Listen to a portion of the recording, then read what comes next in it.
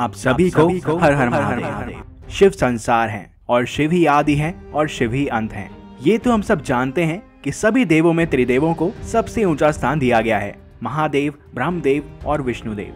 कई बार ऐसा हुआ है कि इस सृष्टि को चलाने वाले देव आपस में लड़ाई कर बैठे थे।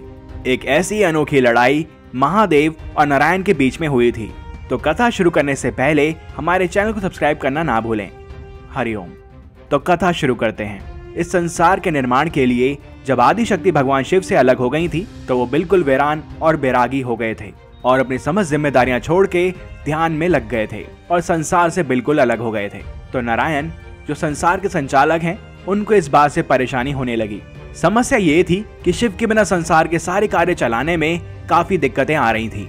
इस संसार का समस्त ज्ञान बस शिव के पास ही है और इस ज्ञान के बिना इस संसार को चलाना नामुमकिन सा हो गया था। अब महादेव को देवी शक्ति से वापस मिलाने के लिए भगवान विष्णु ने एक योजना बनाई। उनको पता था कि महादेव पशुओं पर अत्याचार को बर्दाश्त नहीं कर सकते और यदि कोई ऐसा करेगा तो वो उस पर क्रोधित हो जाएंगे, क्योंकि महादेव पशुपतिनाथ हैं। तो नारायण देव ने गरुड़ देव को आदेश दिया कि वो नागों का शिकार करें जो पाताल लोक नहीं जा रहे हैं, और ये देखकर भगवान शिव निश्चित रूप से उनकी मदद के लिए आएंगे। अब गरुड़ देव ने सभी नागों पर हमला शुरू कर दिया। जब वासुकी नागों को बचाने आए तब उन्होंने वासुकी को भी नहीं छोड़ा। फिर वासुकी महादेव की शरण में मदद मांगने गए। महादेव ने गरुड़ को सचेत किया कि वासुकी को छोड़ दें, लेकिन गरुड़ ने कहा कि वो नारायण देव के सेवक हैं और नारायण देव ने सभी सर्पों को मारने का आदेश दिया है।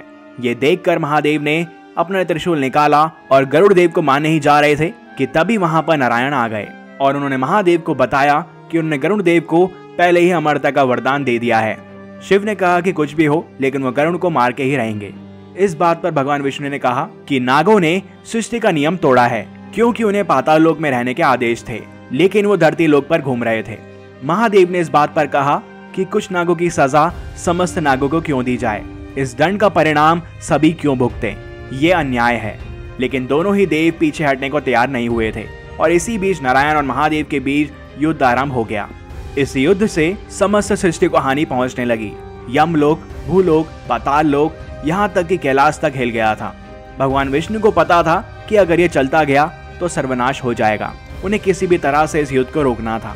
तो उन्होंने महादेव के गले पर वार किया और उसे अपने हाथों से दबा दिया। महादेव अत्यंत क्रोधित हो गए और उन्होंने अपने त्रिशूल से नारायण पर वार कर दिया। त्रिशूल नारायण की छाती को चीर गया और जैसे ही महादेव को आभास हुआ कि उन्होंने क्रोध में आकर अनर्थ कर दिया है तो वो काफी दुखी हुए, क्योंकि उन्होंने नारायण को हानि पहुंचाई जो कि उनके प्रिय हैं। जिसके बाद महादेव शांत हुए और उन्होंने भगवान विष्णु के घावों को सही किया।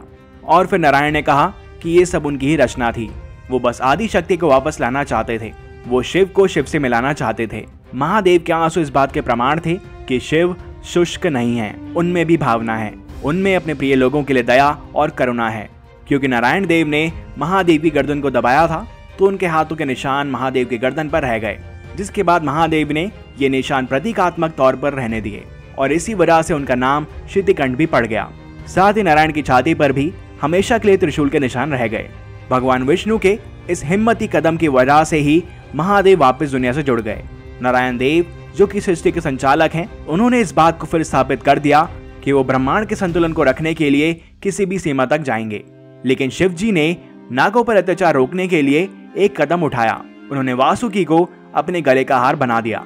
वो चाहते थे कि लोग नागों को संसार से इसलिए अलग ना कर दें क्योंकि उनमें विष है। इसलिए हम महादेव को नागेंद्र हराय और नागभूषण जैसे नामों से भी जानते हैं। उनका कहना था कि कोई भी जीव इस धरती पर असाधारण नहीं है। तो इस कथा से हमें यह पता चला है कि प्रभु की लीला अद्भुत है और शिव ही सब है, क्योंकि हम सब में शिव हैं। तो बोलो नारायण नारायण और हर हर महादेव। और भी कई किस्से हैं जब देवों के बीच घमासान युद्ध हुए हैं। हम ऐसी कई और वीडियोस आपके समक्ष लाएंगे और इसके लिए हमारे चैनल को सब्सक्राइब करना ना भूलें। मिलते हैं आपसे अगली वीडियो में। हरिओम।